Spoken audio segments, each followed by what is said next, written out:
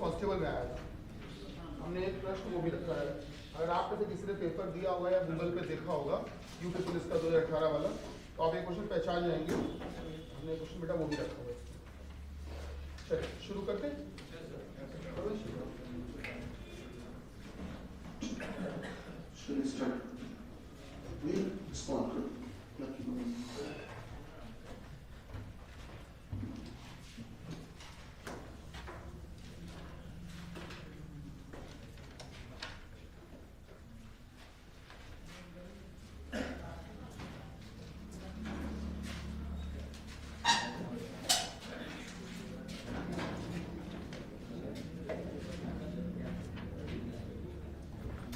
शुरू करते हैं।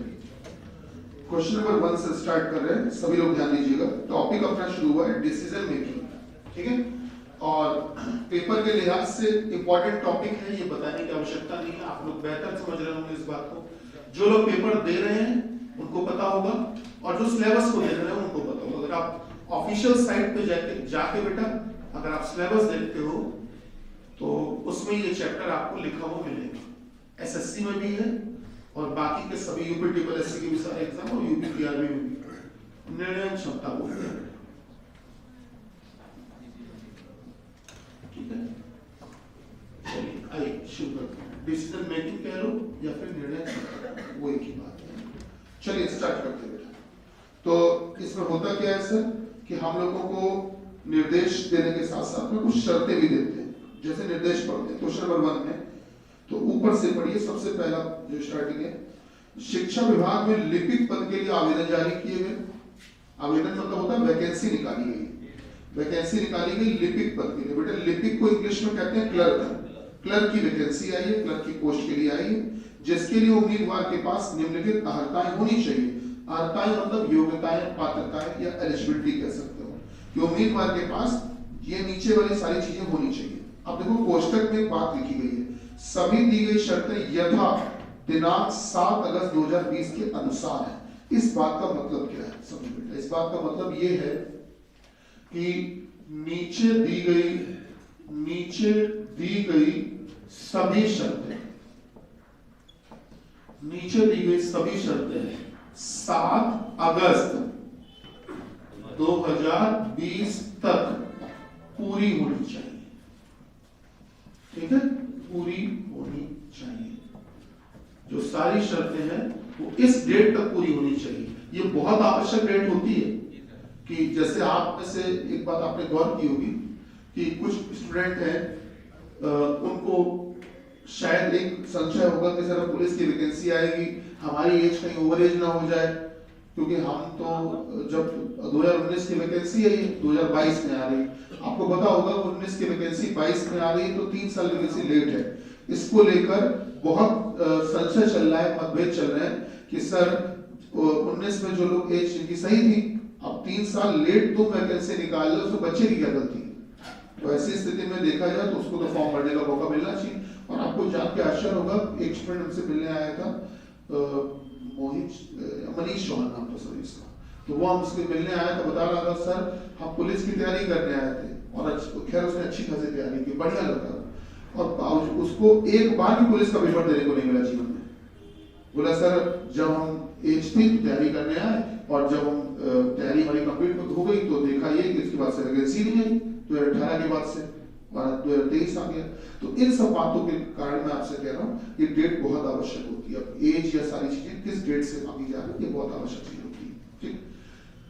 तो फिलहाल अभी तो एज को लेकर उन्होंने बहुत सुविधाएं दी हैं। अब जो फॉर्म आएगा उसमें ये बात उन्होंने बताई भी हुई है कि फॉर्म में पहले से कह देंगे कि कई लोगों को मौका मिलेगा, जो पहले जिनकी एज पहले हो चुकी है उनको भी, और आगे जिनकी जो शॉर्ट एज के हैं उनके लिए मौका मिलेगा, उन्होंने ये सुविधा दी है। तो चलिए शुरू करते हैं।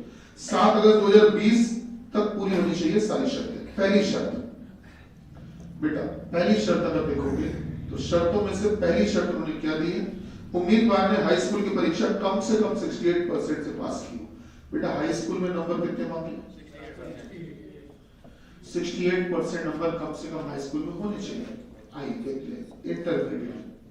बेटा इंटरमीडिएट में नंबर मांगे कितने, 60%।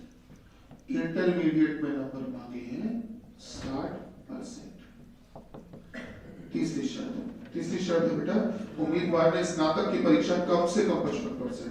तो स्नातक का मतलब आप सब जानते हो ग्रेजुएशन। तो ग्रेजुएशन में परसेंटेज मांगे गए बेटा कितने? 55%। ठीक है। चौथी शर्त देखो बेटा, चौथी बोली गई है उम्मीदवार को चयन परीक्षा में जो नंबर मिले हो 52% नंबर मिले।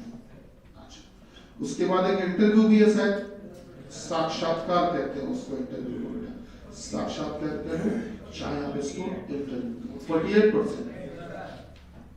इंटरव्यू में नंबर रिक्वायर्ड है 48%, मिनिमम रिक्वायर्ड है 48%, कम से कम 48% होने चाहिए। तो बेटा अगर कोई ये सारी शर्तें पूरी कर लेगा तो उसको नौकरी मिल जाएगी। 6 शर्तें हैं क्या? अच्छा, एक छोड़ दिए बेटा। तो कुल मिला के 6 शर्तें हैं भैया। अगर आप देखोगे तो टोटल 6 शर्तें हैं। इसमें आयु, पहली शर्त है एज, और एज मांगी गई है किस तारीख तक, तो दिया होगा 7 अगस्त 2020 तक। जो उम्मीदवार की आयु है बेटा वो 18 वर्ष से कम नहीं होनी चाहिए और बेटा 30 से अधिक नहीं होनी चाहिए। तो 18 से 30 वर्ष कह सकते हैं इसी के बीच में। ये सारी शर्तें, ठीक है। तो अगर ये कोई भी उम्मीदवार अगर ये सारी शर्तें पूरी कर लेगा तो उसको नौकरी मिल जानी चाहिए। ऑब्वियस सी बात है बेटा, ये कंडीशंस दी गई हैं आपको, ठीक है। अच्छा, अब कुछ सब कंडीशंस भी होती है, को उप शर्त कहते हैं हिंदी में। यदि कोई उम्मीदवार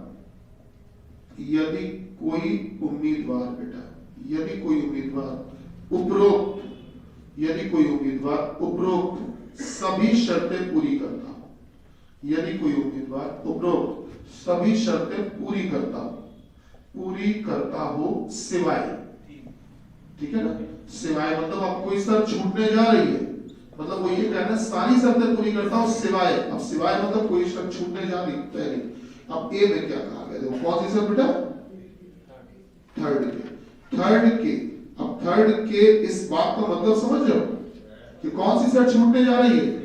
तीसरी, मतलब तीसरी पूरी ना कर पाए। तो देखो एग्जाम में यही भाषा लिखी होती है जो उसमें लिखी हुई है, पर हम आपको थोड़ा सरल करके बता रहे हैं। पेपर में ये लिख के नहीं मिलेगा जो अब हम लिखने जा रहे हैं, जो आपकी मदद करने जा रहे हैं। ये पेपर में मदद नहीं मिलती, पेपर में वो भाषा होती है जो इसमें लिखी हुई है। तो थर्ड के ऊपर हमने कट्टम लगाया और इसके बगल में कोष्टक में लिखा फर्स्ट पूरी होनी चाहिए, सेकंड पूरी होनी चाहिए, फोर्थ पूरी होनी चाहिए बेटा, फिफ्थ भी पूरी होनी चाहिए और सिक्स्थ भी पूरी होनी चाहिए। मतलब केवल थर्ड पे कट्टम लगाओ और बाकी सब पे सही लगाओ, इसके अलावा बाकी सब पे सही लगाओ, तब उस स्थिति में ये डिस्काउंट काम आएगा, उस स्थिति में, ठीक है, केवल इसी स्थिति में। लेकिन इसके बदले में अब तुमने मान लो थर्ड वाली शर्त पूरी नहीं हो पा रही है, तो उसके बदले में क्या मांग लिया है? कितने %? इसके बदले में ग्रेजुएशन में बेटा, इसके बदले में ग्रेजुएशन में कम से कम कितने? 70%, कम से कम 70% मार्क्स हो। अगर कम से कम बेटा 70% मार्क्स हो, 70% अंक मिले हो, अच्छा मिल गए मान लो, अगर 70% अंक मिले हो तो नौकरी दे दोगे क्या? नौकरी तब भी नहीं दोगे आप, करोगे क्या? तो उसका मामला विभाग के महाप्रबंधक बेटा, महाप्रबंधक को ही इंग्लिश में कहते हैं जनरल मैनेजर, या जीएम साहब सुना होगा आपने, जीएम। तो जीएम जो पोस्ट होती है उसको हिंदी में कहते हैं महाप्रबंधक। महाप्रबंधक के पास भेजा जाएगा। ये पोस्ट के नाम याद करने बेटा है कि कौन सी पोस्ट का नाम क्या होता है और किस विभाग में कौन सी पोस्ट जो होती है वो हायर अथॉरिटी होती है, ठीक है। वो इसलिए जानना हायरार्की जरूरी होता है। एप्लीकेशन लिखने को आएगा बेशक आपको, एसएससी में डिस्क्रिप्टिव होता है ना, पता होगा, या अगर आप सीपीएफ का असिस्टेंट कमांडेंट पेपर दोगे आप, जो यूपीएससी करवाता है, उसमें letter writing, essay writing, precis writing आती है, यह है किसी सीपीएफ असिस्टेंट कमांडेंट वैकेंसी। और अगर आप इंटेलिजेंस ब्यूरो का पेपर दोगे, आईबी का ACIO एक वैकेंसी आती है, assistant central intelligence officer grade B, ये खुफिया विभाग है, इंटेलिजेंस ब्यूरो ऑफ इंडिया में एक वैकेंसी आती है। मिनिस्ट्री ऑफ गवर्नमेंट अफेयर्स के अंतर्गत ये काम करता है। और इसमें मजे की बात है केवल स्नातक मांगते हैं, केवल स्नातक और कुछ नहीं मांगते। और दूसरी मजे की बात इसमें ये कि इसमें कोई मेंस नहीं होता, केवल एक पेपर होता है, केवल सिंगल पेपर। ठीक है, तो एक वैकेंसी ये भी आती है, अच्छी वैकेंसी, जो बहुत बड़ा अधिकारी बनते हो आप सीधे जाके ग्रेड बी ऑफिसर। तो उसमें भी क्या होता है, डिस्क्रिप्टिव आता है। तो इस कारण से थोड़ा सीख लो कौन सी अथॉरिटी हाई अथॉरिटी होती है। बी वाली सब कंडीशन में क्या कहा गया बेटा कि अगर कोई 5 नंबर शर्त पूरी नहीं कर पाता है, 5 नंबर, अगर कोई 5 नंबर पूरी नहीं कर पाता सिवाय 5 के, अच्छा केवल 5 पूरी नहीं करेगा, इसका मतलब कौन कौन सी पूरी करेगा? पहली पूरी होनी चाहिए, दूसरी पूरी होनी चाहिए बेटा, तीसरी पूरी होनी चाहिए, चौथी भी पूरी होनी चाहिए और छठी भी पूरी होनी चाहिए। मतलब ये सब पूरी होनी चाहिए, केवल 5वीं पूरी ना हो। तो 5वीं में मांगा क्या गया? चयन परीक्षा पास, किसी के नहीं आ पाए बेचारे के, तो अब इसके बदले में देखो डिमांड क्या कहती है, लेकिन इसके बदले में, लेकिन इसके बदले में, हाँ क्या मांग लिया बेटा? साक्षात्कार में, इसके बदले में साक्षात्कार में कम से कम एटलीस्ट 55%, कम से कम 55% मार्क्स मिले, अंक मिले हो, 55% नंबर मिले हो कम से कम। तो ठीक है, वैसे तुमको पता है इंटरव्यू में कितने मांगे थे? कितने मांगे थे? 45। कह रहे अब 48 से काम नहीं चलेगा, अब इंटरव्यू में 55 चाहिए, क्योंकि तुम्हारी शर्त नंबर 5 पूरी नहीं हो पा रही, इसलिए इंटरव्यू में 55 चाहिए।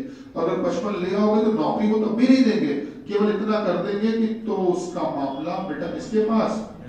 तो उसका मामला विभाग के निदेशक, तो उसका मामला विभाग के निदेशक के पास भेजा जाएगा। ठीक है, चलिए निदेशक के पास भेजा जाएगा। ये सारी शर्तें आपकी शीट में भी दे रखी हैं। ठीक है, ये हमने सुविधा के लिए इसलिए लिख ली है, जिससे पेपर जब देने जाओगे तो आप भी शॉर्टकट में चाहो तो लिख लेना, इसके मदद मिलती है। आइए क्वेश्चन लगाने का तरीका सीखते हैं। क्वेश्चन नंबर 1, तो क्वेश्चन का तरीका ये होता है कि जितनी मुख्य शर्तें हुआ करें, जैसे ये मुख्य शर्तें ये होती है, तो जितनी बेटा मुख्य शर्तें होती है, these are the mandatory conditions, these are the mandatory conditions and must be fulfilled by the every aspirant a candidate who is applying for such type of post। हर उम्मीदवार को ये शर्तें जरूर पूरी करनी चाहिए, जब पूरी करेगा तभी नौकरी मिलेगी। तो जितनी मुख्य शर्तें होती है उतने नंबर डाल दिया करो, नंबर। आपको पास मुख्य शर्तें 6 हैं, तो आपने बेटा 6 नंबर डाल दिए। चलिए पढ़ना शुरू करते हैं। क्वेश्चन नंबर 1, अब देखो क्वेश्चन नंबर 1 सबसे नीचे दिया है शीट में, देखो सबसे नीचे क्वेश्चन नंबर 1, नीलेश कुमार का जन्म मिला कि नहीं? नीलेश कुमार का जन्म, डेट ऑफ बर्थ दी है 26 नवंबर 1990। तो बेटा डेट ऑफ बर्थ दे दी है आपको 26 नवंबर 1990। तो ठीक है, डेट ऑफ बर्थ आपको दे दी गई। अच्छा, आयु की गणना कितनी तारीख से हो रही, किस तारीख तक के लिए? 7 अगस्त 2020। तो बेटा इस तारीख में से अगर आप, इस तारीख में से अगर आप बेटा, अगर आप इनकी डेट ऑफ बर्थ को घटा दो, तो आप मुझे बताओ, पता चल जाएगा कितने साल के हैं। सही बात है, तो देखो तारीख घटाना भी हमको आना चाहिए। ठीक है, आना चाहिए बेटा। सबसे आगे होते हैं दिन, दिन के बाद होते हैं महीने, बेटा महीने के बाद होते हैं साल या वर्ष भी कह सकते हैं। तो 7 में से 26 नहीं जाएगा, 7 में 26 नहीं जाएगा, तो बगल से एक उधार ले लिया हमने, एक। अच्छा, वो जो एक उधार ले रहे हो वो महीना है बेटा? महीना कभी भी ध्यान रखना, कभी भी इस बात को ध्यान रखिए, मेरी बात को सीख लीजिए, पूरे विश्वास के साथ गांठ बांध लीजिए, इसमें कतई गलती न करना। महीना जब भी ट्रांसफर होके आता है हमेशा 30 दिनों के रूप में आता है। कितने दिनों के रूप में? 30 दिनों के रूप में। इसमें तर्क के लिए कोई गुंजाइश ही नहीं बचती है, कारण बता देता हूं मैं क्यों। 30 दिनों के रूप में ही आता है महीना। जब भी बेटा दिन बनेगा तो 30 दिनों का बनेगा, चाहे इधर पे महीना अगस्त हो, फरवरी हो, जनवरी हो, अप्रैल हो, कुछ भी हो। मन में आपके विचार आ सकता है, सर जी ये 8 तो अगस्त का महीना होता, अगस्त तो 31 का होता, फिर भी आप 30 भेज रहे हो। अभी मैं सारी बातों को स्पष्ट कर दूंगा कि 30 क्यों भेजते हैं। बस पहले मेरी बात पे आपको विश्वास करना पड़ेगा कि गुरुजी जो बता रहे हैं इसका मतलब ऑथेंटिक है। अब मैं रीजन साथ में दूंगा क्यों। ठीक है, महीना जब भी जाएगा हमेशा कितने दिनों का जाएगा बेटा? 30 दिनों का बदल के जाएगा। ठीक, तो 30 दिनों का महीना जाएगा। कभी भी महीना ट्रांसफर होगा दिन की तरफ तो 30 दिनों का, और लेकिन अगर दिन कभी भी महीने की तरफ जाते हैं तो फिर निर्भर ये करता है कि महीना है कौन सा। जैसे अब मान लो हमको ये कह दिया जाए, हमसे कह दिया गया कि 44 दिन, और कह दिया गया हमसे फरवरी का महीना, 44 तारीख दे दी गई आपको, दिन मतलब 44 तारीख, फरवरी का महीना और सन 2020। अब इस बात का सही मतलब क्या होगा कि कौन सी तारीख होगी? 44 तारीख होती फरवरी में। क्या फरवरी में 44 तारीख कभी हो सकती है? नहीं होती। अब ये 2020 है तो 2020 एक लीप ईयर, अगर लीप ईयर है तो फरवरी में ज्यादा से ज्यादा कितनी तारीख होगी? 29। तो इसका मतलब 29 तारीख तक तो इसमें दे दोगे। क्या आप इस दिन से, इन दिनों से महीना बनाओगे कि नहीं बनाओगे? जब दिनों से महीने बनाओगे तब निर्भर करता है कि महीना कौन सा है, लेकिन जब महीने से दिन बनाते हो तब कभी भी निर्भर नहीं करता। तो चलिए 44 में से 29 तो फरवरी को दे दो, 29 दिन तो फरवरी को दे दो, तो 40 में 29 दिन कितने बचे? 15। तो वो जो 15 दिन आएंगे वो अगले महीने में आएंगे। अगला महीना कौन सा है? मार्च। क्या बात समझ पा रहे हो बेटा? तो आपने कहा इस बात का मतलब है 15 मार्च 2020। नहीं समझ पाए। अगर यहाँ पर 44 ना होता, यहाँ होता 86, मान लो 86, तो अब 86 दिनों में से तो पहले फरवरी पूरी करोगे। चलो फरवरी पूरी करते हैं। 86 में से फरवरी में कितने दिन दे दोगे? तो ज्यादा 29 दे दोगे। तो 86 में से 29 घटाओ कितना बचा? 86 में 29 57 दिन बचे। अब फरवरी तो खत्म हो गई। अब 57 दिनों में से मार्च को भी दिन पूरे करो। मार्च में दिन कितने होते हैं? 31। तो 57 में से 31 दिन तो मार्च को बचे कितने? 26 ही बचे। 26। तो वो अब आएंगे अगले महीने में। तो मार्च के बाद अगला महीना कौन सा होता है बेटा? अप्रैल। तो एक बात समझने का प्रयास करिएगा, जब भी दिन महीने बनते हैं, जाके दिनों से महीने बनाए जाते हैं, तो देखा जाता है कि महीना कौन सा है, तब उसमें जो महीना उसके उतने दिन देने पड़ते हैं। लेकिन अगर महीने से दिन में आना होता है तो हमेशा और हमेशा फिक्स है कितने दिन? 30 दिन। मैं कारण भी बताने जा रहा हूँ इसका, तो फिलहाल ध्यान देना बेटा। तो आपने क्या किया, इधर से 30 दिन मिल गए, 30 दिन इधर से मिल गए, 7 दिन ये है, 30 और 7 37 में से आप 26 घटाओ, कितना बचा? बोलो बेटा 11 बचा। अच्छा यहाँ अभी भी 8 बचा रहेगा कि अब 7? अब बचा हुआ 7। 7 में से 11 घटाओ, 7 में 11 जाएगा नहीं, बगल से एक उधार ले लो। तो बगल से एक उधार लोगे तो ये एक क्या होगा बताओ? साल। और साल जब इधर आएगा तो क्या बन जाएगा? महीने। साल में कितने महीने? 12 और 7 19 में 11 गया 8। सही बात है। तो इधर पर क्या अभी भी 2020 बचा रहेगा कि 2019? इधर बचा होगा 2019। क्या बात समझ पा रहे हो बेटा? अब 2019 में से तुमको घटाना है 1990। 2019 में से तुमको घटाना है, तो 9 में 0 गया 9, सर 11 में से 9 गया 2, तो मेरे ख्याल से 29 साल 8 महीने और 11 दिन। अब आपको जल्दी से रीजन दे देते हैं कि ये 30 दिन ही क्यों होते हैं। देखो साल में टोटल दिन कितने होते हैं?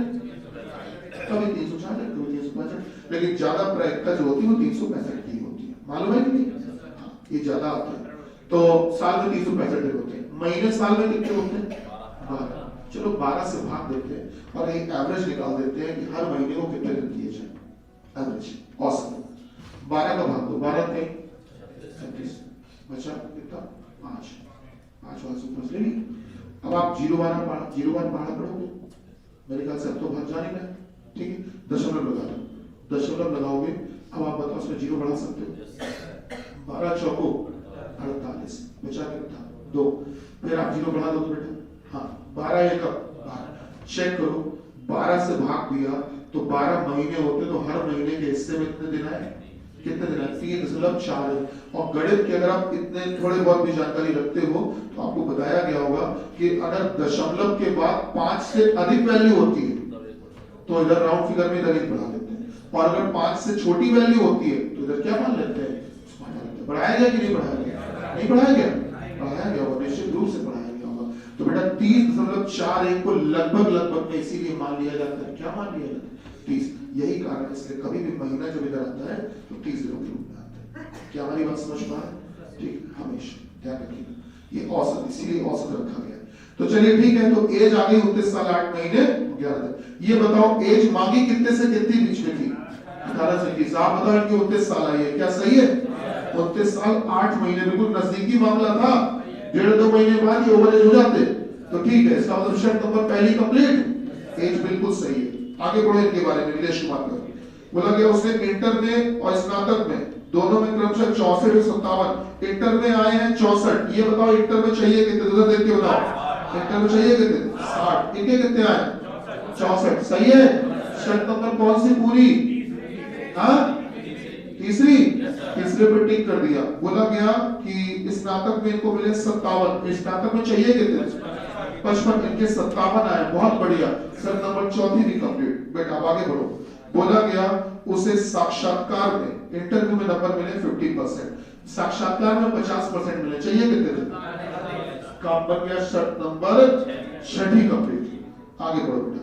बोला गया उसे हाई स्कूल की परीक्षा में 65% मिले, ये तो बोले हाई स्कूल में चाहिए कितने, सर गड़बड़ हो गया, हाई स्कूल में मिले हैं 65, दूसरी वाले सर कट्टम लगा दे बेटा, कट्टम मतलब पूरी नहीं हो पाई। भैया समझ में आ रहा है, आया तो बेटा इस पे कट्टम लग गया। अब ध्यान से देखना, अगर किसी और हाँ एक बात और समझो, अभी तो पढ़ लोगे आगे जानकारी को दोबारा से, तो गौर करना चयन परीक्षा के बारे में कहीं कोई नंबर नहीं दिए, नहीं दिए। तो ये जो चयन परीक्षा वाली शर्त है इस पे आप लगा दो क्वेश्चन मार्क, कुछ बताया नहीं है प्रश्न। हाँ अब आप एक बात आपको ध्यान रखनी हमेशा, ये जो डिस्काउंट दिए गए आपको, डिस्काउंट नीचे देखो ये डिस्काउंट, ये डिस्काउंट किस किस शर्त के लिए दिए, तीसरे और पांचवें। तो जो कट्टम की गुंजाइश है वो केवल इन दोनों के लिए है, तो या तो तीसरे पे कट्टम मिले या पांचवें पे। अगर इन दोनों के अलावा, अगर इन दोनों के अलावा किसी और पे कट्टम लग जाता है तो बस चयन नहीं होगा, काम खत्म। ये मैंने कल भी बताया था ना कि अगर बेटा इन दोनों के अलावा अगर किसी और पे कट्टम लग जाता है तो सवाल खत्म, बस चयन नहीं होगा। अब बाकी की शर्तें चाहे वो दे चाहे ना दे, चाहे वो पूरी कर रहा हो व्यक्ति चाहे ना कर रहा हो, कोई फर्क नहीं पड़ता। कुल मिलाकर अगर इन दोनों के अलावा, 3 नंबर के अलावा और 5 नंबर के अलावा, इनके अलावा अगर किसी और पे कट्टम लग जाए तो चयन नहीं होगा, बस यही एकमात्र आंसर होता है। आप बताओ यहाँ कट्टम किस पे लगा, 2 पर, तो 2 पर लग गया, गड़बड़ हो गया बेटा, तो चयन नहीं होगा। इस क्वेश्चन के ऊपर लिख दो ई, ई लिख दो। अब ये ई का मतलब हमको बताओ क्या है, ऊपर ऑप्शंस दिए होंगे बेटा, ये ना A B C D E विकल्प, तो देखो ई में है, चयन नहीं होगा। क्वेश्चन नंबर 1 हो गया। क्वेश्चन नंबर 2 देखा जाए, आई जल्दी से। सुनीता विलियम्स, बेटा नाम सुना होगा आपने इनका, नहीं सुना है ना, स्पेस साइंटिस्ट है, भारतीय मूल की है, ठीक है, यूएस से बिलोंग करती है लेकिन है भारतीय मूल की। जैसे अपने यहाँ की एक थी कल्पना चावला, है ना, कोलंबिया यान में दुर्घटना में जब वो स्पेस से आ रही थी, अंतरिक्ष से लौट रही थी, तो हाँ तो कल कोलंबिया यान में उनकी दुर्घटना में मृत्यु हो गई थी, ठीक है। तो एक थी कल्पना चावला और दूसरी जो है वो है सुनीता विलियम्स, याद रखिए बहुत बड़ा नाम है सुनीता विलियम्स बेटा। तो देखिए क्या कहा गया, सुनीता विलियम्स ने 2018 में 27 वर्ष की आयु में 62% अंकों से परास्नातक किया, मतलब पोस्ट ग्रेजुएशन किया हुआ, ठीक है बेटा, अच्छी बात है। सुनीता विलियम्स की बात हो रही 2018 में। तो सवाल लगाने का ढंग क्या होता है, सीखो बेटा, सीखो, शुरू करें, ध्यान देना पड़ेगा। हम चाहेंगे, उम्मीद करेंगे कि कम से कम एक सवाल तो आप लोग भी लगाएं, और गलत उम्मीद नहीं है, तो बेटा लगाए थे, चलो सवाल लगाने का सही मैनर क्या होता है बेटा, कि आप सबसे पहले नंबर डाल देते हो, जितनी मुख्य शर्तें उतने नंबर। शुरू करते हैं क्वेश्चन नंबर 2। सुनीता विलियम्स ने 2018 में 27 साल की उम्र पूरी की है, ठीक है।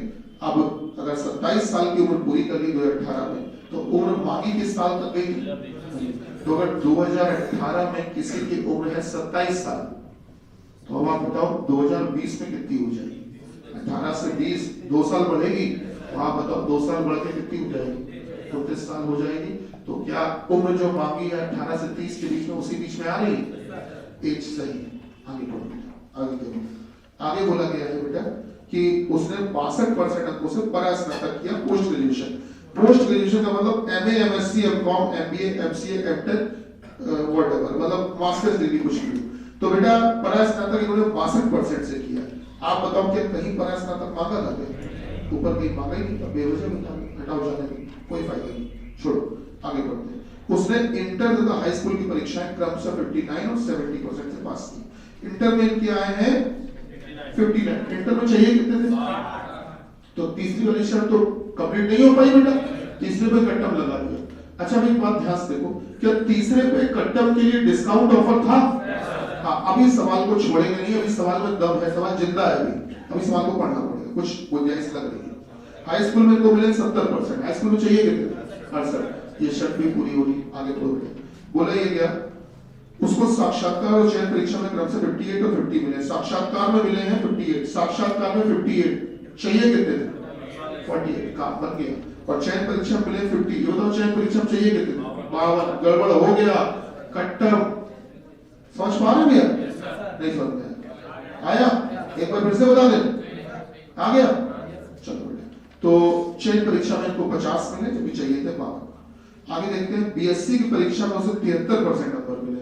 बीएससी में हाँ चाहिए थे, कितने चाहिए थे? बीएससी देख के बताओ सब लोग।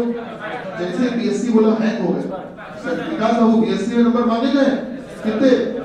55। किसी को ये तो नहीं लग रहा है गुरुजी यहाँ बीएससी लिखा कहाँ है? लिखा है महाराज, हाँ स्नातक हुई तो बोलते हैं ना बेटा। तो बताइए 4 नंबर से पूरी। ठीक, अभ्यास देखिएगा बेटा, यहाँ पर जो गुंजाइश थी वो इस प्रकार से थी कि अगर केवल 3 पे कट्टम लगाओ और बाकी सब पूरी होनी चाहिए, तब ये डिस्काउंट माना जाता है। आप बताओ 3 पे कट्टम और बाकी सब पर सही का निशान, उसमें 3 पे तो कट्टम है, लेकिन क्या बाकी सब पे सही का निशान है?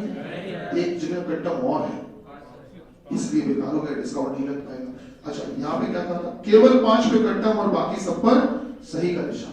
केवल 5 पूरी ना हो, उसके अलावा बाकी सब पूरी होनी चाहिए। आप चेक करो 5 पे जब कट्टम था तो उसके अलावा क्या बाकी सब पर सही था? नहीं था, ये डिस्काउंट भी नहीं लग पाएगा, मतलब चयन नहीं हो पाएगा। क्या आंसर आप लोग का मैच हुआ? शाबाश, चयन नहीं होगा, option number E। Question number 3 में आ जाओ बेटा। राम कुमार अतुल से 3 वर्ष बड़ा है, जिसका जन्म, जिसका मतलब किसका? देखिए बताओ शीट, जिसका मतलब किसका? हाँ अतुल का। कुछ लोग राम कुमार बोल रहे हैं, सुन रहे हैं, जबकि हमने ये बात आपको सिखाई थी। राम कुमार अतुल से कितने वर्ष बेटा? 3 वर्ष बड़ा है, जिसका जन्म। ठीक है, कभी भी ध्यान रखना, जिसका बोला जाए या जो बोला जाए या जिसे या जिससे, ठीक है, या जिसको, ऐसा कोई भी शब्द आ जाएगा इंग्लिश मीडियम वालों के लिए, हु, whom और whose, ऐसा कोई भी शब्द आ जाए, ये शब्द हमेशा उस व्यक्ति के लिए बोले जाते हैं जो व्यक्ति बेटा इस शब्द के पास में, नजदीक में, नियरेस्ट बेटा। और शब्द के पास में कहां देखा जाता है? शब्द के दाहिनी तरफ कभी नहीं देखा जाता, कभी भी। हमेशा शब्द के किस तरफ चलना होता है? बाईं तरफ, लेफ्ट साइड में। तो आप इस शब्द के बाईं तरफ चलो बेटा, बाईं तरफ चलो। तो जब चलते जाओगे चलते जाओगे चलते जाओगे चलते जाओगे तो एक नाम तो अतुल दिख रहा है, और इसी शब्द से चलते चलते एक नाम राम कुमार दिख रहा है। तो आप मुझे बताओ इस शब्द के ज्यादा पास में अतुल बाबू ज्यादा पास दिख रहे हैं कि राम कुमार? अतुल ज्यादा पास दिख रहे हैं, नहीं समझ में आया? तो जो नाम ज्यादा पहले मिल जाए, ज्यादा पास में मिल जाए, बात उसी के लिए। तो जिसका जन्म मतलब किसका जन्म? अतुल का जन्म। तो इसको जिसका को काट के इसकी जगह हम लिख सकते हैं अतुल का जन्म। नहीं समझ में आया? याद रहेगा बेटा? फिर से बताएं एक बार, क्लियर? तो जो नाम ज्यादा पास में, बात उसी के लिए बेटा। तो अतुल का जन्म तो पढ़ते हैं। राम कुमार अतुल से 3 वर्ष बड़ा है, जिसका जन्म 6/7/1994। तो अतुल का जन्म दे दिया, अतुल की डेट ऑफ बर्थ दे दी 6 जुलाई 1994, ये दे दिया अतुल की डेट ऑफ बर्थ। तो चलो पहले अतुल की उम्र निकाल लेते हैं। तो आयु की गणना तो इस तारीख से हो रही, 7 अगस्त 2020 से घटाते हैं। 7 में से 6 गया 1, 8 में से 7 गया 1, 10 में से 4 गया 6, बेटा बोलो 11 में से 9 गया 2, मेरे ख्याल से 26 साल 1 महीना और 1 दिन, ये है। ये उम्र किसकी आई? अतुल। महाराज ये सवाल अतुल के लिए था ही नहीं, यहाँ से देखो सवाल किसके लिए था? राम कुमार। ये तो इनडायरेक्ट वे में अतुल की उम्र बताई आपको परेशान करने के लिए, जिससे कि आप राम कुमार तक पहुंचो। तो चलिए देखते हैं। बोला कि राम कुमार अतुल से 3 साल बड़ा है, तो अगर ये 26 साल के हैं तो राम कुमार की भी एज पता चल गई कि नहीं चल गई? ये 26 तो राम कुमार कितने के? बोला बेटा 3 साल बड़े हैं, सही बात है बेटा। ठीक, 3 साल बड़े। तो इस हिसाब से देखा जाए तो रामकुमार की एज 29 साल है। ये बताओ क्या एज रामकुमार की सही है? हाँ, तो बेटा शर्त नंबर कौन सी पूरी? बोलो बेटा पहली कंप्लीट। अच्छा आगे बढ़ते हैं, आगे देखो क्या बोला। आगे बोला है बच्चा कि रामकुमार के आवेदन के संदर्भ में दी गई जानकारी इस प्रकार है कि उसने चयन परीक्षा में 51%, चयन परीक्षा में चाहिए कितने कट्टम? 5 बेकार। ये बताओ 5 पे कट्टम के लिए कोई गुंजाइश थी? हाँ, तो अभी पढ़ेंगे, इस सवाल को छोड़ेंगे नहीं, आगे बढ़े। बोला गया बेटा, बोला गया उसे क्रमशः high school, inter, graduation. High school में कितने मिले? 70। चाहिए कितने? सही है। इंटर में मिले इनको 74। चाहिए कितने? 60 का बोला। फिर बोला है स्नातक ग्रेजुएशन में 50% मिले। चाहिए कितने? 55 कट्टम। ये बताओ 4 पे कट्टम लग गया? 4 पे कट्टम लग गया? क्या 4 पे कट्टम के लिए कोई गुंजाइश थी? आप खत्म, अब चयन नहीं होगा, अब सवाल पढ़ने की भी कोई आवश्यकता नहीं। क्या मेरी बात समझ रहे? मैं कहता हूँ चयन नहीं होगा। ये समझ पा रहे हैं? ऑप्शन नंबर कौन सा? क्वेश्चन नंबर 4 में आ जाओ। तो ये आया था इस तरह, पासपोर्ट वाला सवाल 2018 में यूपी पुलिस कांस्टेबल में आया था। पासपोर्ट बनवाने के लिए आवेदक की आयु न्यूनतम 18 साल होनी चाहिए, वह भारत का नागरिक होना चाहिए, उसके पास आधार कार्ड नंबर होना चाहिए, उसके ऊपर किसी प्रकार का वाद नहीं चलना चाहिए। ठीक है, चलिए हमने पढ़ ली सारी शर्तें। वाद मतलब होता है मुकदमा, केस, कि किसी भी न्यायालय में, सिविल में, क्रिमिनल में, लेबर कोर्ट या किसी भी प्रकार की कोर्ट जो प्रोसीडिंग होती है सरकार के अंतर्गत, किसी भी न्यायालय में कोई भी वाद, मुकदमा, केस नहीं चल रहा होना चाहिए। ठीक है, ये सारी शर्तें, जब कोई ये शर्तें पूरी कर लेगा तो उसका पासपोर्ट बन जाएगा आसानी से, कहीं कोई दिक्कत नहीं आएगी। चलिए पढ़ते हैं, क्वेश्चन क्या दिया गया बेटा? क्वेश्चन दिया गया श्रीमान रविंद्र जैन, श्रीमान रविंद्र जैन ने पिछले वर्ष 24 वर्ष की आयु पूरी की थी। पिछले साल वो 24 साल के हो गए थे, पिछले साल वो 24 के हो गए थे। अब जरा ऊपर क्वेश्चन पढ़ के, जानकारी पढ़ के बताओ एज मांगी कितनी गई थी? कम से कम इनकी 24 हो चुकी थी पिछले साल, तो बताओ क्या इनकी एज सही है? तो हमने एज लिखकर ऐसे सही का निशान लगा दिया। क्यों भाई समझ रहे? एज सही है, हमने सही का निशान लगा दिया। आगे बढ़ते हैं। फिर बोला गया बेटा, हाँ वह, अच्छा नागरिकता भी ऊपर मांगी गई थी, है ना? बढ़िया। तो बोला गया था वो भारत का नागरिक है, तो नागरिकता वाली शर्त भी वो पूरी कर रहा है। बोलो बेटा, हाँ भारत का नागरिक, सिटीजन ऑफ इंडिया, तो भारत की नागरिकता भी उसके पास है, भारत का नागरिक है, ये दिया गया। आगे बढ़ते हैं। बोला गया किसी भी न्यायालय में उसके ऊपर किसी प्रकार का कोई मुकदमा नहीं चल रहा, तो बताओ मुकदमा वाली शर्त भी पूरी हो गई है? हो गई। अच्छा आगे बढ़ो। बोला गया वह आधार कार्ड बनवाने के लिए आवेदन करेगा, और आपको बता दें ऊपर पढ़ी जानकारी में आधार कार्ड का नंबर चाहिए था, तो भाई साहब तो भी आवेदन करेंगे, अप्लाई करेंगे, तो अभी तो नंबर इनके पास होगा नहीं। जब आवेदन करेंगे तब बाद में नंबर आएगा, तो इसका मतलब ये आधार कार्ड वाली शर्त पूरी नहीं कर रहे हैं। तो अगर बेटा ये आधार कार्ड वाली शर्त पूरी नहीं कर रहे हैं तो इनका पासपोर्ट नहीं बन पाएगा। बेटा ऑप्शन देख के बताओ, आंकड़े पर आप पासपोर्ट जारी कर दिया जाएगा, पासपोर्ट जारी नहीं किया जाएगा। ऑप्शन नंबर कौन सा? यही ऑप्शन। नहीं समझ में आया? बोलो भैया, आ गया? नहीं आया? आंकड़े पर्याप्त को मतलब क्या बताओ? हाँ वेरी गुड। देखो आंकड़े पर्याप्त का मतलब क्या होता है? इस बात का मतलब ये होता है कि जो ये क्वेश्चन था श्रीमान रविंद्र जैन, इसमें जो पासपोर्ट वाली लाइन है आखिरी की, तो सॉरी आधार कार्ड वाली लाइन है, इस लाइन को ये हटा दे, बिल्कुल हटवा ही दिया।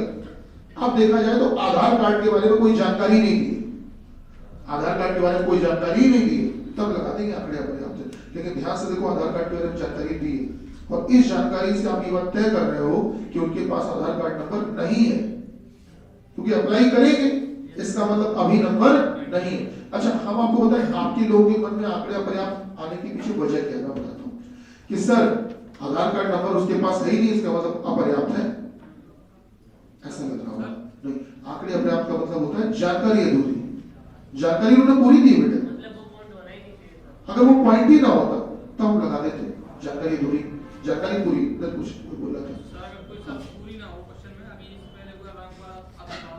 हाँ तो इसमें साक्षात्कार का कोई जिक्र ही नहीं हुआ। हाँ तो सर उसी को अरे बेटा ये तो इतनी मेहनत तो दोबारा करवाओगे हमसे, हमने कल भी बताया था, आज भी बताया, अभी दोबारा से भी बता रहे हैं।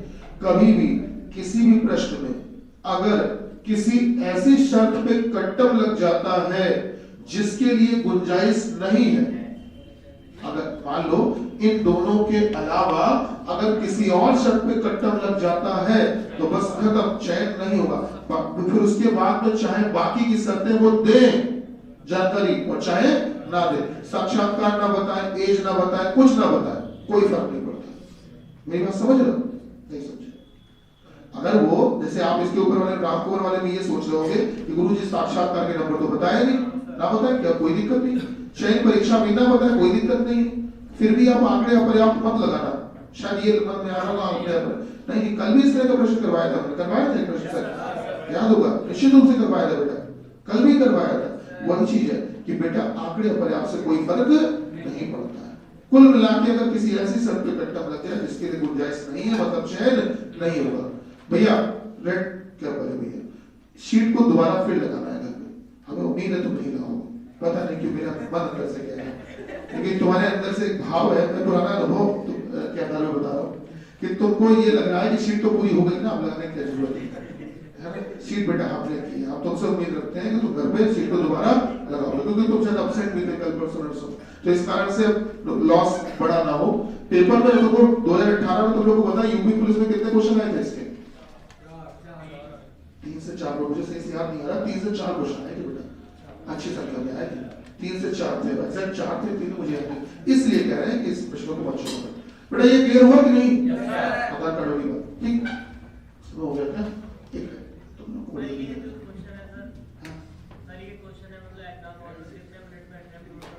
मिनट तो आप पे डिपेंड करता है ना, आप जितनी जल्दी चाहो उतनी जल्दी करना, वो तो आप पे डिपेंड करता है। बेटा सभी लोग एक सवाल का जवाब दो जल्दी से, बस हम फ्री करते हैं, एक सवाल का जवाब दो जल्दी से। तो आपको इस टॉपिक का कॉन्सेप्ट तो समझ में आ ही गया ना, बस यही जानना चाहते हैं।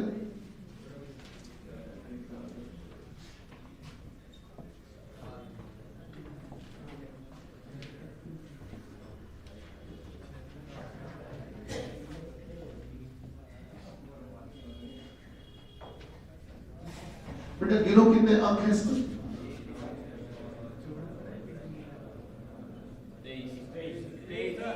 23 बेटा एक काम करते हैं, 24 हो गए। आपको इस पूरी श्रृंखला का माध्यिका निकालनी है, माध्यिका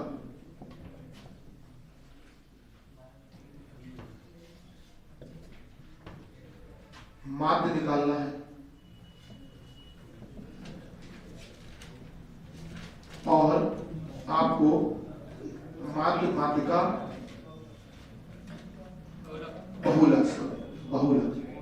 बहुलक निकालना है, मीन मीडियन मोड।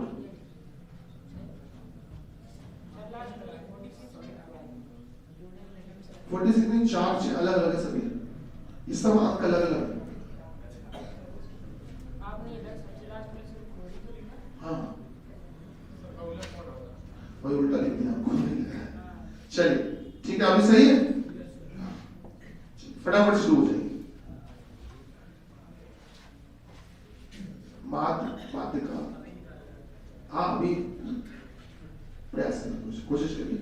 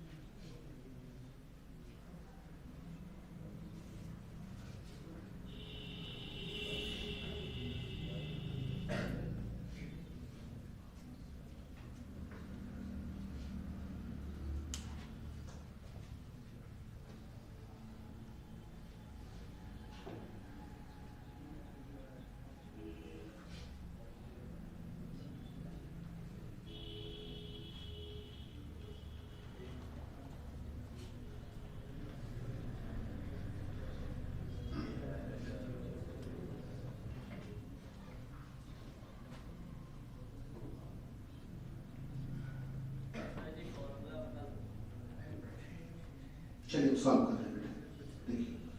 देखिए माध्यिका बहुलक कैसे निकाला जाता है, सीख लीजिए, एक एक नंबर के क्वेश्चन आते हैं, आराम से ठीक करना। आपके हो जाएंगे।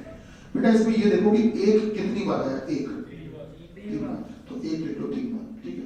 क्रम से एक से शुरू करना है, बढ़ते क्रम में सारी संख्याएं लिखनी है असेंडिंग ऑर्डर में बेटा। एक जितनी बार भी आया वो लिख लिया हमने। अब 2 देखो, ढूंढो कितनी बार आया, 2 2 लिख दिया, जितनी बार आया उतनी बार लिख दिया। अच्छा उसके बाद में 3 को ढूंढो बेटा, कितनी बार आया, 2 बार आया पूरे, तो 3 लिख दिया 2 बार। मोहित बेटा ब्लू इंक नहीं है क्या अपने पास, चलो क्लास में बदल दो, 3 2 बार आया। 4 देखो, हाँ 4 3 बार है सर, 4 लिख दिया, जितनी बार आया उतनी बार हमने लिख दिया। उसके बाद में 5 देखो कितनी बार आया, 2 बार 5 लिख दिया बेटा, ठीक है। फिर 6 देखो बेटा कितनी बार आया, 4 बार आया, जितनी बार आया हमने 6 लिख दिया बेटा। अब 7 देखो कितनी बार आया, 3 बार आया 7 बेटा, हमने 7 लिख दिया 3। उसके बाद 8 कितनी बार आया बेटा, हाँ 3 बार हमने 8 लिख दिया सर। उसके बाद में 9 देख लो पूरे में 2 बार, 9 2 बार, जितनी बार भी आया हमने वो लिख दिया। आइए बात करते हैं बेटा माध्यिका की। माध्यिका कैसे निकाला जाता है जी, बिल्कुल देखिए। तो माध्यिका का तरीका सीखो, हम आपको डायरेक्ट तरीका बता रहे हैं। रीजन क्या है कि फॉर्मूला याद कर नहीं पाओगे, आपको मालूम है भूल जाओगे, इसलिए पहले हम जुगाड़ बता रहे हैं। सिंपल सा तरीका, गिनो इसमें टोटल चीजें कितनी है, 24। टोटल चीजें जितनी भी हैं आप उनमें बीच का जो नंबर है वही माध्यिका होती है। सबसे पहले बढ़ते क्रम में लिख लो और जो बीच में नंबर है वही माध्यिका। अब आप ये देखोगे तो 24 चीजों में तो बीच में कुछ आएगा ही नहीं। आपको पता है 12 के 2 हिस्से बढ़ जाएंगे। देखो जरा 12 के 2 हिस्से कहां से बढ़ेंगे, 1 2 3 4 5 6 7 8 9 10 11 12, मेरे ख्याल से यहां से बढ़ेंगे। अब ऐसी स्थिति में जो बीच की संख्या होती है वही माध्यिका। तो बीच में कोई संख्या है क्या, नहीं है, 2 हिस्से अलग हो गए। तो जब बीच में कोई संख्या नहीं है तो अगल बगल वाली जो 2 संख्या है इन दोनों को जोड़ लो और जोड़कर 2 का भाग दे दो, माध्यिका आ जाती है। फिर से समझिएगा बेटा। जाओ तुम लोग क्लास का टाइम हो रहा है ना, शायद पीछे जाना है कि क्लास टाइम हो रहा है, लास्ट वाले दोनों। अच्छा ये जो किनारे किनारे के 2 नंबर है इनको जोड़ो और जोड़कर 2 का भाग दे दो तो बेटा माध्यिका आ जाती है। तो 5 और 6 कितना होता है, 11, और 11 में 2 का भाग दो 5.5, तो माध्यिका है 5.5। फॉर्मूला क्या होता है कि अगर नंबर ऑफ टर्म्स आपके ऑड में होते हैं, odd number of terms odd होते हैं, अगर पदों की संख्या विषम होती है तो बेटा n + 1/2 ये होती है माध्यिका। और अगर पदों की संख्या सम होती है तो माध्यिका क्या होती है बेटा, n/2 + n + 1/2 बटे 2। सॉरी ये प्लस 1 ऊपर नहीं साइड में लिखना होता है, हाँ समझ रहे हो, बटे 2 ये होता है फॉर्मूला।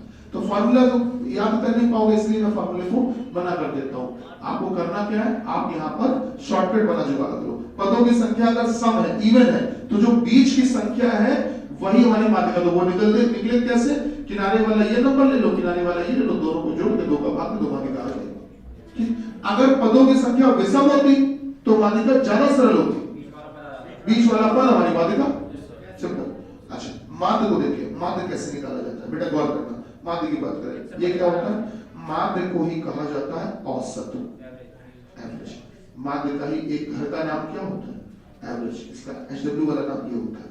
अब औसत निकालने का तरीका आपको बचपन से सिखाया गया है, सभी को जोड़ ले, सिखाया गया कि नहीं, सबको जोड़ ले बेटा, जोड़ लोगे, सबको जोड़ लोगे कहां तक, पूरा 9 तक जो है, और जोड़कर इसमें भाग कितने का दोगे, 24 का, क्योंकि पद कितने हैं 24 का भाग दे दो। बेटा बताओ ऊपर जोड़ो, इस 1 1 1 2 2 जो है सबको जोड़ना है 122। तो बेटा ये आ रहा है जोड़ के 122 और बटे में कितना 24, कितना आ रहा है, एक से थोड़ा सरल करो बेटा, 5.08 ये क्या निकल के आया, क्या निकल के आया, माध्य निकल के आया। औसत मत कह देना, औसत तो लिख देते हैं उसको, लेकिन माध्य इस तरह से, ठीक है। अच्छा बहुलक, बहुलक का मतलब होता है जो चीज ज्यादा बार आई, जो चीज ज्यादा बार आई, जो चीज ज्यादा बार आई बेटा वही बहुलक होता है, ठीक है, जिसकी फ्रीक्वेंसी ज्यादा है। इसको मैथ्स के टर्म में बोलते हैं फ्रीक्वेंसी ज्यादा। जो चीज ज्यादा बार आई वही बहुलक, वही बहुलक। अब जरा देख के बताओ कौन सा अंक है जो सबसे ज्यादा बार आया, 6 कितनी बार आया, 4, और तो कोई 4 बार नहीं आया, तो बेटा इसका जो बहुलक आएगा वो पता है कितना है? 6 आएगा। नहीं समझ में आया? ये खाने के बाद का मीठा था। तो पार्टी में जाते हो तो खाने का मीठा होता है ना, वही मीठा। हाँ तो दोनों को बहुलक बोलना पड़ेगा। फिर 6 भी होगा, जैसे वो एक नंबर और भी कोई है, दोनों लिखने पड़ेंगे। तब ये ना कर देना 6 9 को जोड़ के उनका आधा, वो नहीं, ये ऐसा कंफ्यूजन होता है बस। ठीक है बेटा, ऐसा नहीं करना होगा। चलो तो आज के इतना ही। तुम्हारे एक मीटिंग व्यवस्था हमने और भी की है। अरे रमेश है तैयारी? जाओ, ठीक है, धन्यवाद। भारत माता की जय।